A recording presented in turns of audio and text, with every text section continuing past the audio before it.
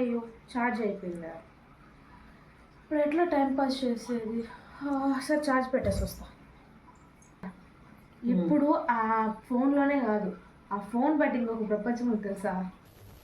నేను మరీ అంత ఎదవలా కనపడుతున్నారా? ఓ మాదిరిగా కూడా కనపడలేదా? అది చూడదు మమ్మీ, నిజంగానే ఎప్పుడు ఫోన్ ఫోన్ కాకుండా బయట మనుషులతో కూడా మాట్లాడు. ఆ ఫోన్లో నీకేం వస్తుందో నాకు తెలీదు. పొద్దున ఫోను, మధ్యాహ్నం ఫోను, నైట్ ఫోను, పడుకునేప్పుడు ఫోను, ఈవినింగ్ ఫోను. అదేంటంటే అంత బీపీ వచ్చింది, పోతారేమని భయపడ్డాను. కాలేజ్ డిసప్పాయింట్ అయ్యావా? సర్లేండి, ఎమోషన్లు ఎక్కువ మాట్లాడారు, జాగ్రత్త.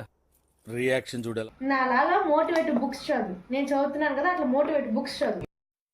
నువ్వేం చెప్పావు నీకైనా అర్థమైందా? కానీ అంత అంతే.